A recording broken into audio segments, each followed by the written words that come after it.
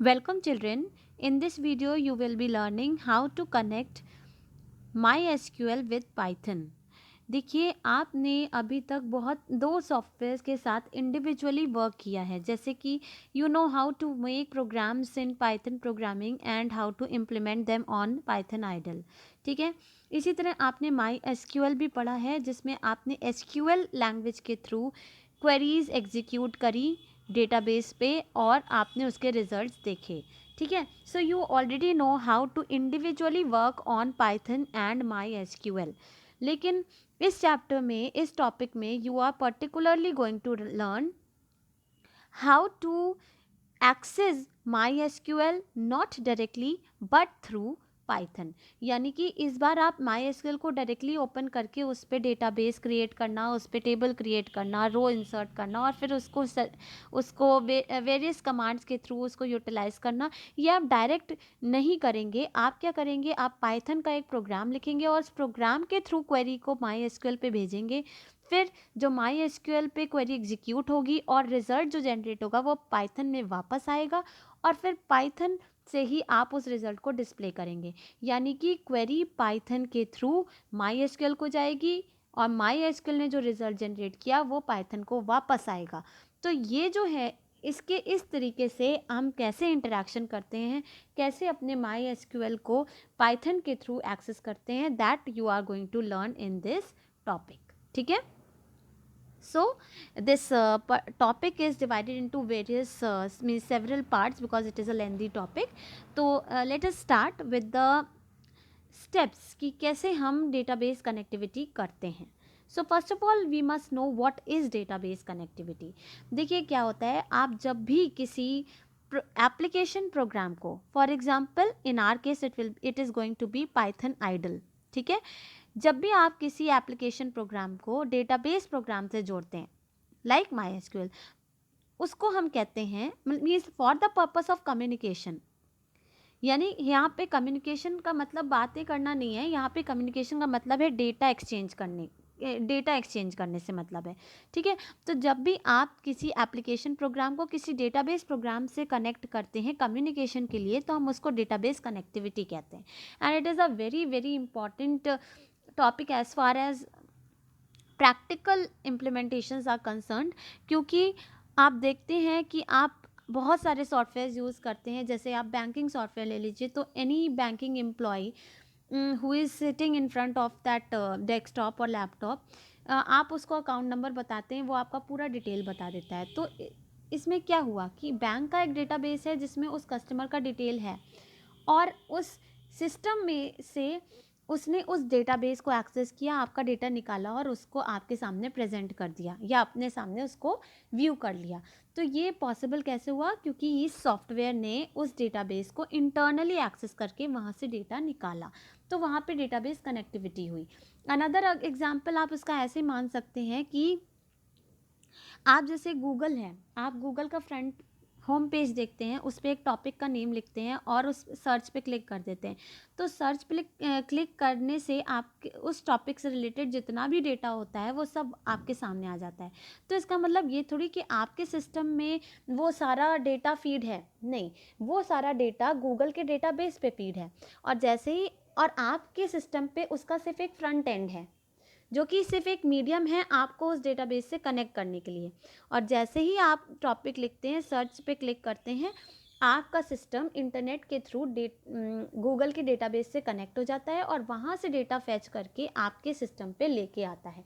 तो गूगल का डेटाबेस आपके सिस्टम पे नहीं है, गूगल का डेटाबेस कहीं और है. इंटरनेट के थ्रू और इस फ्रंट एंड के थ्रू आप इंटरनली वहाँ पहुँच के वहाँ से डेटा फैच करके लाते हैं और आपके सामने वो डेटा व्यू में डिस्प्ले कर दिया जाता है.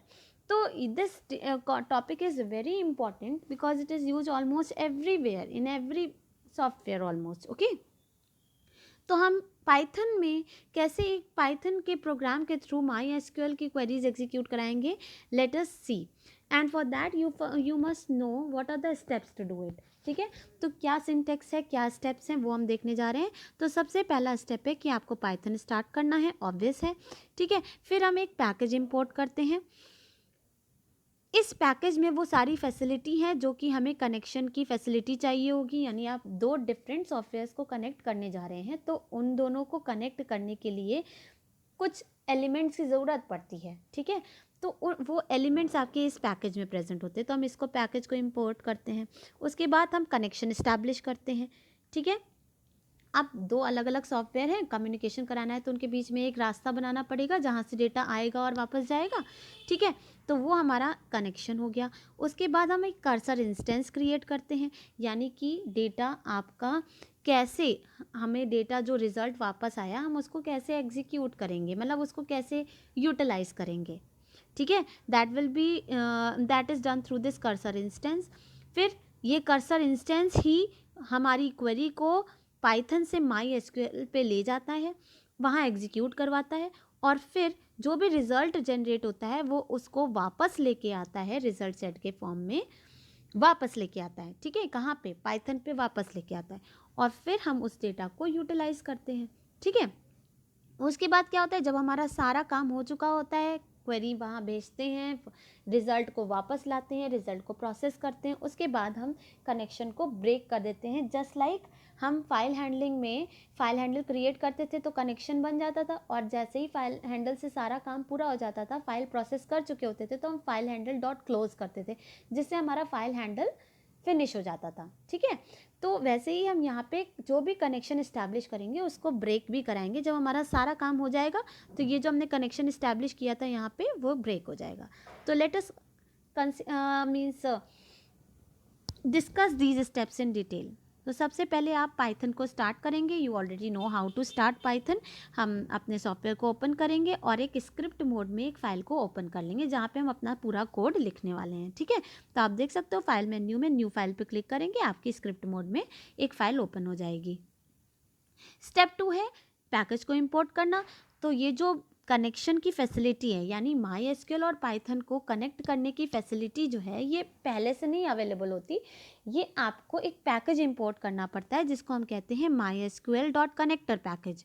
यही वो पैकेज है जिसमें डेटाबेस कनेक्टिविटी की फैसिलिटीज़ हैं।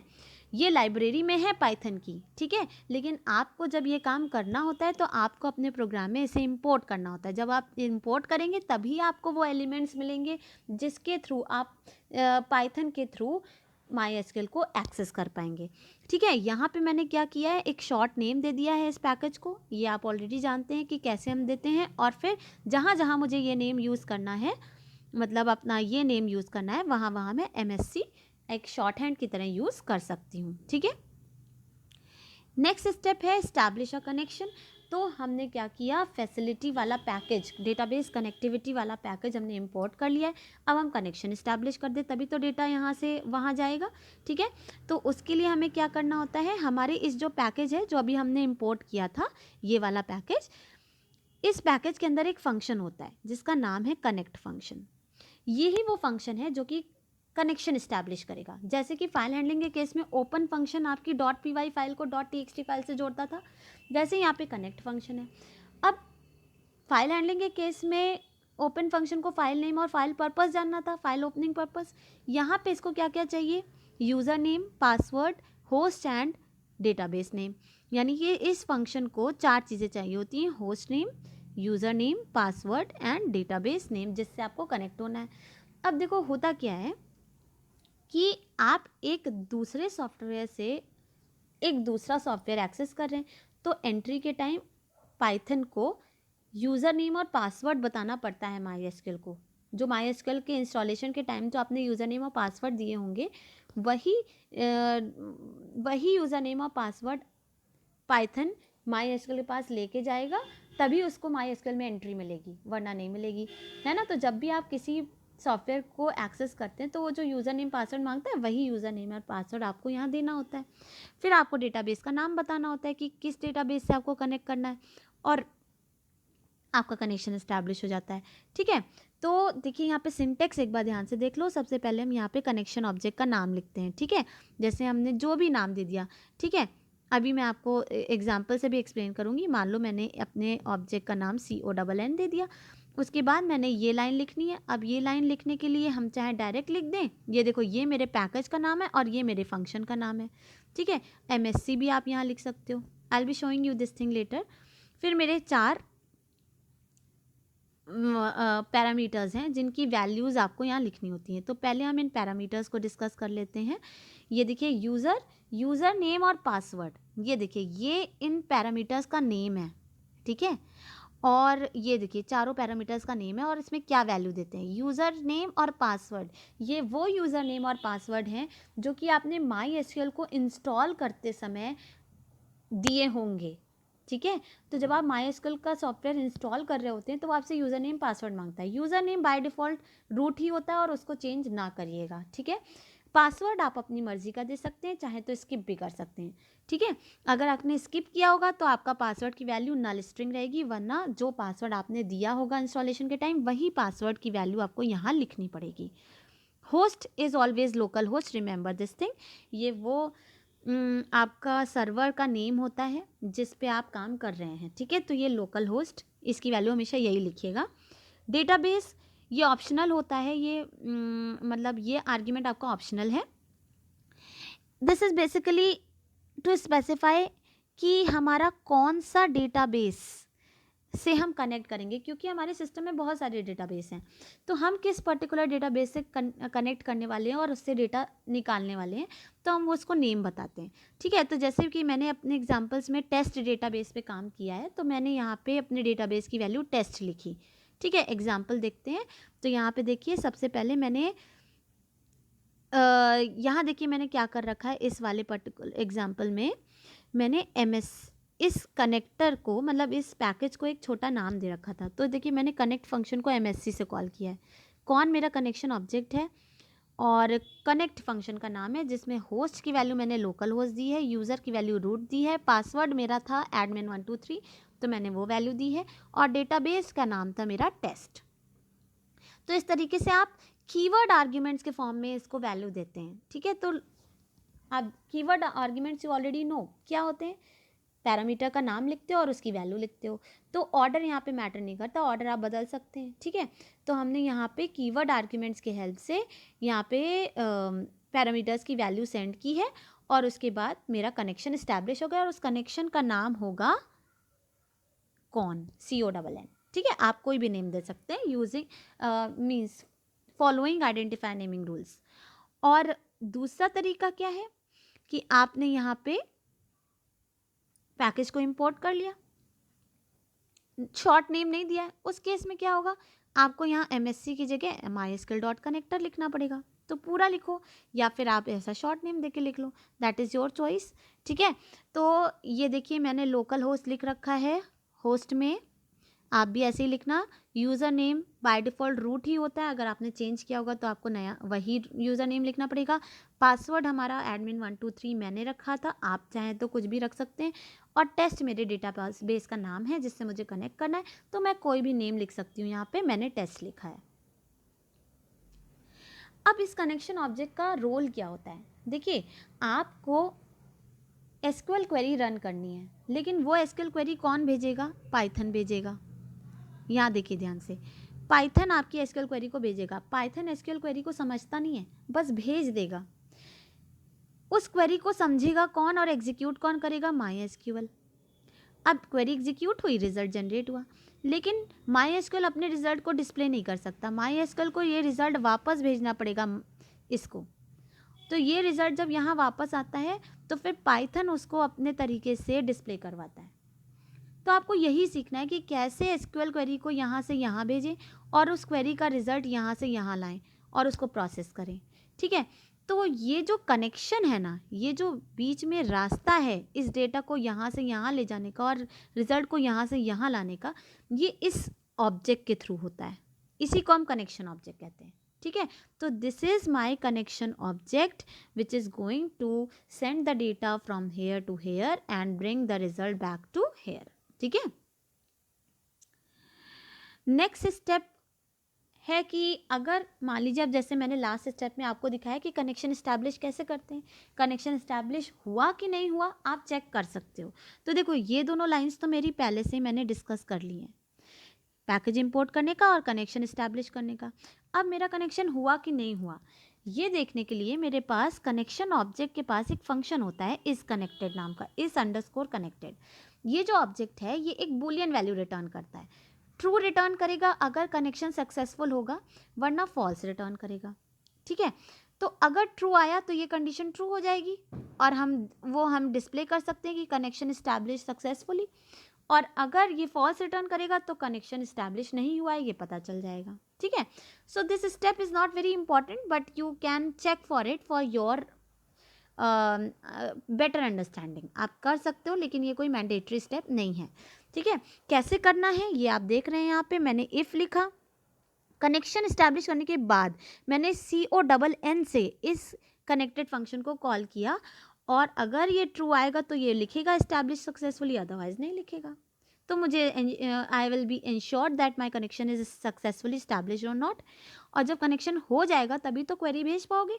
तो नेक्स्ट स्टेप हमारा क्या है? Next step is to create a cursor instance. अब देखिए कनेक्शन इस्टेब्लिश हो गया, हमने चेक भी कर लिया। अब क्वेरी को MySQL से नहीं, क्वेरी को पाइथन से MySQL भेजना है, वहाँ पे एग्जीक्यूट करवाना है और रिजल्ट जनरेट जो हुआ उसको वापस लाना है। ये तीनों काम होते हैं कर्सर इंस्टेंस के। तो ये बहुत इंपॉर्टेंट स्टेप है जिसमें आपको कर्सर ऑब्जेक्ट क्रिएट करना होता है और यही वो कर्सर ऑब्जेक्ट है जो आपके क्वेरी को पाइथन से MySQL पे ले जाएगा और जो रिज़ल्ट जनरेट होगा उसको MySQL से पाइथन पे वापस लाएगा। ठीक, जो रिज़ल्ट वापस आता है उसको हम रिज़ल्ट सेट कहते हैं। रिज़ल्ट सेट क्या है? Refers to logical set of records that are fetched from the database by executing the SQL query. तो जो क्वेरी आपने एग्जीक्यूट की उसका जो रिज़ल्ट आया, वो जो रिज़ल्ट है जब वो पाइथन को वापस आता है तो वो पाइथन की लैंग्वेज में उसको रिज़ल्ट सेट कहते हैं। ठीक है, तो उस रिज़ल्ट सेट में क्या होगा? वो सारी रोज़ जो आपके उस क्वेरी का रिज़ल्ट है। You know that result of SQL query, SQL select query is always a table. तो उस टेबल में रोज़ होती है ना, तो उसी को वो रिज़ल्ट सेट कहता है। ठीक है, so see it is a logical set of records that are fetched from the database by executing the SQL query. तो सेलेक्ट कमांड हम जब भी एग्जीक्यूट करते हैं आप देखते हो कि एक टेबल डिस्प्ले होती है ना एज अ रिजल्ट, तो उसी टेबल को पाइथन रिजल्ट सेट कहता है। अब ये जो हमारा कर्सर है ये हमें बहुत काम हेल्प करता है। क्वेरी को ले जाता है, क्वेरी को एग्जीक्यूट करवाता है, क्वेरी को एग्जीक्यूट कराने के बाद रिजल्ट को वापस लाता है और फिर वापस ही नहीं लाता, उस रिजल्ट को हमें प्रॉपर तरीके से रो बाय रो एक्सेस करने का मेथड भी देता है। ठीक है, तो हमारे पास क्वेरी का रिजल्ट आ गया इस टेबल के फॉर्म में। ठीक है, अब इसका एक एक रो कैसे फेच करें, फिर नेक्स्ट रो फेच करें, ये row by row fetching of data ये हमारा कहलाता है, ये हमारा काम कर्सर इंस्टेंस का ही होता है। तो कर्सर इंस्टेंस तो हमें क्रिएट करना ही पड़ेगा, बहुत इंपॉर्टेंट स्टेप है। ठीक है, कैसे क्रिएट करेंगे? हमारे पास एक कनेक्शन ऑब्जेक्ट के पास एक फंक्शन होता है जिसका नाम होता है कर्सर। यही जो कर्सर फंक्शन है ये इस कर्सर ऑब्जेक्ट को क्रिएट करता है। तो जैसा कि नेम है, it creates a cursor object. कैसे? सिंटेक्स क्या है? कर्सर ऑब्जेक्ट का नेम हम अपनी तरफ से देते हैं, मान लीजिए मैंने CR दे दिया, फिर कनेक्शन ऑब्जेक्ट का नाम मान लीजिए मेरा CONN है डॉट कर्सर। ठीक है, मैंने ये लिखा और मेरा कर्सर ऑब्जेक्ट का नाम बना CR। तो CR is the one who is going to take my query to MySQL, get it executed, bring the result back and then process that result. सब कुछ ये CR करता है। ठीक है, तो मैंने यहाँ देखिए आपको एग्जाम्पल दिखाया विथ फुल कोड। पहले पैकेज इंपोर्ट किया, कनेक्शन इस्टेब्लिश किया, कनेक्शन हुआ कि नहीं इंश्योर किया और उसके बाद मैंने कर्सर ऑब्जेक्ट क्रिएट किया। Cursor instance and cursor object is the same thing. फिर अब कर्सर ऑब्जेक्ट जब क्रिएट कर लिया उसके बाद हमें क्वेरी एग्जीक्यूट करनी है, क्योंकि ऑब्जेक्ट रेडी है, उसे क्वेरी देंगे तभी तो वो उसको ले जाएगा MySQL पे। तो ये जो कर्सर ऑब्जेक्ट है इसके पास एक फंक्शन है, एग्जीक्यूट फंक्शन। एग्जीक्यूट फंक्शन में ही हम क्वेरी देते हैं और ये जो क्वेरी है ये जाती है MySQL को।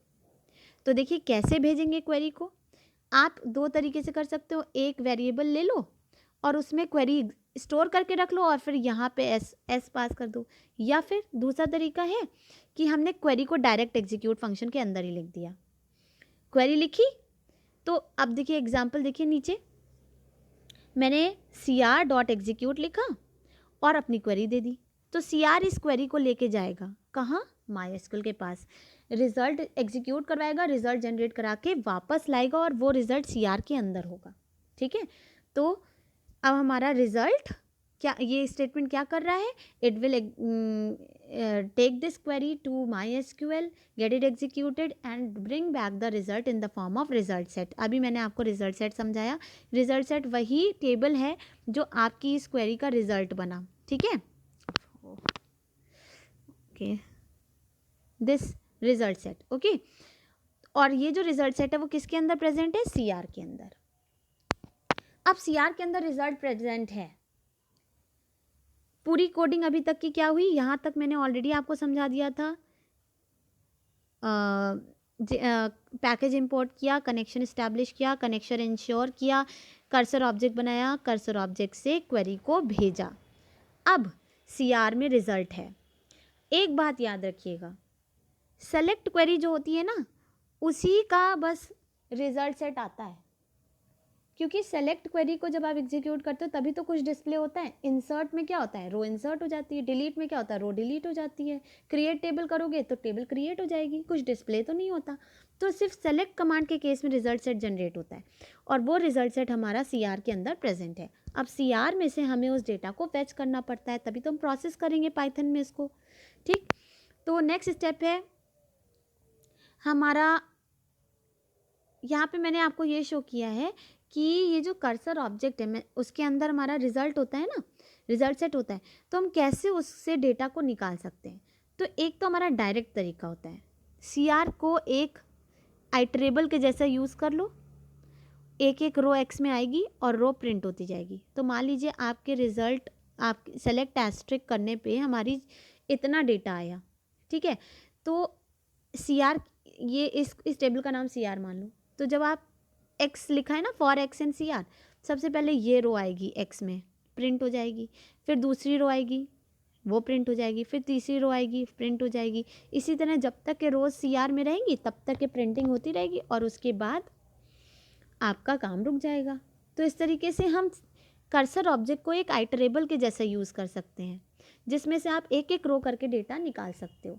ठीक है, लेकिन ये तो हो गया एक नॉर्मल तरीका। लेकिन CR मतलब कर्सर ऑब्जेक्ट के पास 3 फंक्शन भी होते हैं जिसके थ्रू आपको प्रॉपरली डेटा फेच करने का ऑप्शन मिलता है, वो हम बाद में डिस्कस करेंगे। अगर आप डायरेक्टली कर्सर ऑब्जेक्ट को प्रिंट कर देंगे, मान लीजिए आपने सीधे लिख दिया प्रिंट CR, तो आपको टेबल प्रिंट नहीं होगी, तब आपको वो क्वेरी प्रिंट होगी जो क्वेरी का रिजल्ट ये लाया है। ठीक है, यही मैं आपको शो करने जा रही हूँ। यहाँ देखिए मैंने क्या किया है, सबसे पहले पैकेज को इंपोर्ट किया, फिर कनेक्शन इस्टेब्लिश किया, कनेक्शन का कर्सर ऑब्जेक्ट बनाया, ठीक है, और क्वेरी को भेजा। क्वेरी को भेजने के बाद रिजल्ट CR के अंदर आ गया, लेकिन CR को जब प्रिंट किया ना तो आप देखोगे कि ये प्रिंट होगा, ये क्वेरी प्रिंट हो जाती है। लेकिन CR में से जब आप CR को एक आइटरेबल के जैसा यूज़ करोगे तो एक एक रो इस X में जाएगी और प्रिंट हो जाएगी। तो जैसे मैंने भी बताया ना, एक एक रो निकली और प्रिंट होती जा रही है। इसका आउटपुट देखते हैं। पहले आप टेबल देख लो क्या है, मेरी स्टूडेंट टेबल पे मैं वर्क कर रही हूँ टेस्ट डेटाबेस के अंदर से। ठीक है, तो यहाँ पे आप देखो 2 रोज़ हैं। तो जब मैं लिखूँगी सेलेक्ट एस्ट्रिक फ्रॉम स्टूडेंट, यही मेरी क्वेरी थी। ठीक है, सेलेक्ट एस्ट्रिक फ्रॉम स्टूडेंट लिखूँगी तो ये दोनों रोज़ आ जाएंगी रिजल्ट सेट में, यानी CR के अंदर ये दोनों रोज़ हैं। अब CR में डायरेक्ट प्रिंट कराती हूँ तो वो लिखेगा सेलेक्ट एस्ट्रिक फ्रॉम स्टूडेंट, लेकिन जब फॉर X इन CR लिखती हूँ तो पहली रो निकल के आएगी प्रिंट हो जाएगी, फिर दूसरी रो निकल के आएगी प्रिंट हो जाएगी। देखिए आउटपुट, तो देखिए ये जो लाइन आई ये आपके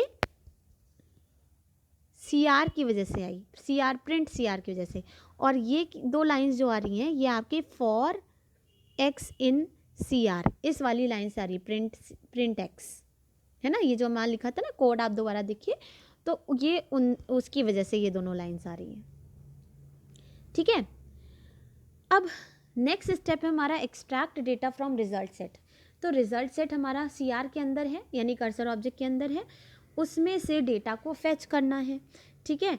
तो डेटा को फेच करना मतलब एक एक रो वाइज आप डेटा को निकालेंगे, ठीक है। उसके लिए रिजल्ट, ये जो कर्सर ऑब्जेक्ट होता है उसके पास 3 फंक्शन होते हैं। कौन कौन से 3 फंक्शन हैं? Fetch all, fetch one, fetch many, और इसके पास एक वेरिएबल भी होता है रो काउंट। ये 3 फंक्शंस हैं जिनके हेल्प से आप कर्सर ऑब्जेक्ट में से डेटा को निकाल सकते हैं। एक तरीका मैंने ऑलरेडी बता दिया जिसमें कोई फंक्शन यूज़ नहीं हुआ, मैंने CR को एक आइटरेबल के जैसे यूज़ कर लिया और रोज़ को प्रोसेस कर लिया। लेकिन बेटर तरीका क्या होता है कि आप इन फंक्शंस को यूज़ करें और एंड एज पर नीड रोज़ को फैच करिए, ठीक है।